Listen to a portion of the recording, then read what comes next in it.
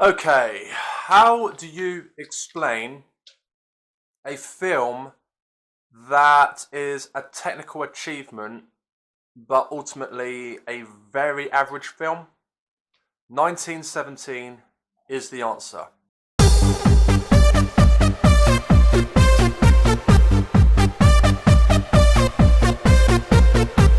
Now, 1917 is a new film directed by Sam Mendes, who we all know, who's got the Academy Award for American Beauty and has directed arguably one of the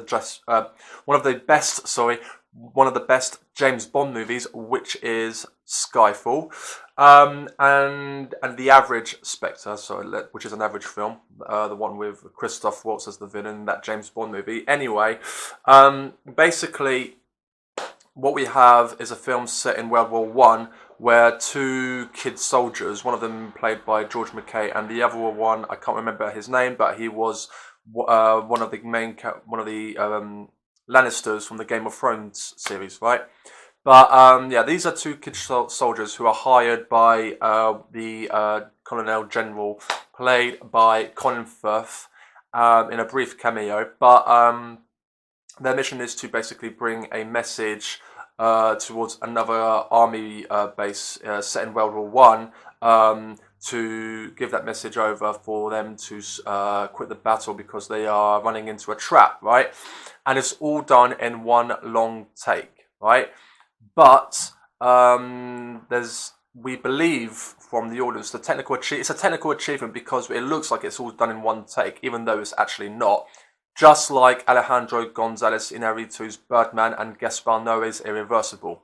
So what we have is basically a very simple film, right?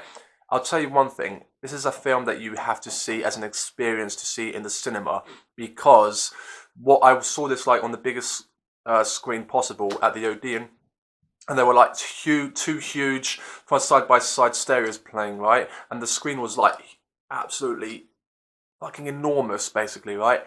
And like you feel so like immersed, and you live and breathe in that movie, basically, right? It's filled with terrific sequences because it was shot by the great Roger Deakins, who did the last Blade Runner movie and No Country for Old Men, and the assassination of Jesse James. However, there's one particular moment I remember very vividly, and I was so like immersed, like I've never seen this done in a World War One film before, where the two protagonists are like climbing and crawling through all this mud, right? And what happens is that there's all this death around them, there's a broken tank, and the production design is absolutely fabulous, right?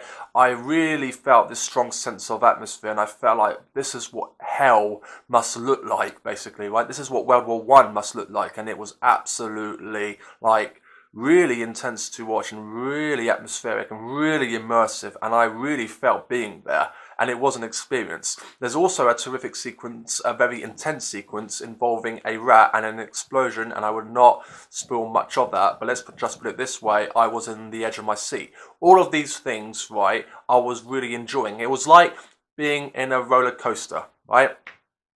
However, just like The Revenant, it's a terrifically well-made movie for a very average movie, basically.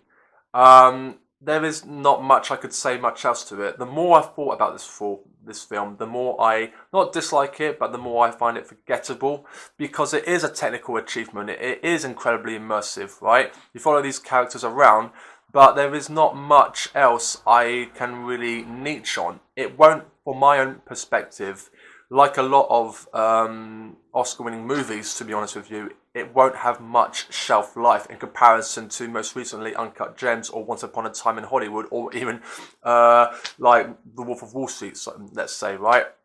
Because it's a little bit play it safe to my own perspective, even though it is an immersive film, and there are some absolutely terrific sequences, one in which is a visually stunning sequence involving one of the main characters running through a inferno feast of fire within this French Parisian town, right? And that is absolutely brilliant, beautiful and brilliant to watch.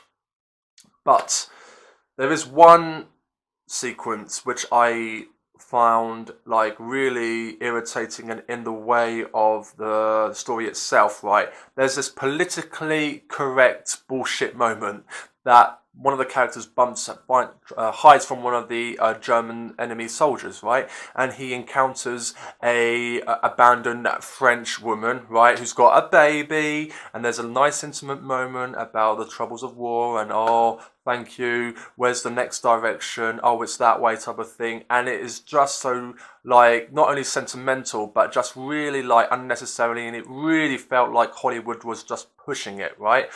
And it felt very Hollywoodian and very politically correct, and I just really was taken out for a sec from the immersive experience because of how, like, schmaltzy and unnecessary that sequence was, in my own personal opinion, because I just don't think it matched. And also, the other thing, right, that French woman I was telling you about, she is also incredibly attractive, obviously, right? So I'm just like, I didn't find that to be coherent with the story, and unnecessary and politically correct and schmaltz and Hollywoodized and just a massive middle finger, right? So I didn't like that, but on the other hand, the rest was enjoyable to watch for while it lasts. However, the outcome, just like The Revenant, it's a brilliantly well-made movie, but not much else apart from that. You enjoy it while it lasts, and it is a breathtaking sequence to watch. And I'd imagine what it must be like to watch this in 3D, because oh my god, right? The sound is superb, the direction is great, the cinematography, of course, is fabulous, the performances are decent enough, and it's all entirely watchable, right? But it doesn't have any shelf life for my own opinion, which is why I'm giving 1917, directed by Sam Mendes, a 3 out of 5, and voila. So yeah, if you enjoy my videos, please subscribe, and yeah, if you want to see my, I'll be doing a French review for this movie coming soon. So yeah, have a good one, and take care, and watch, please watch my next upcoming videos. Ciao!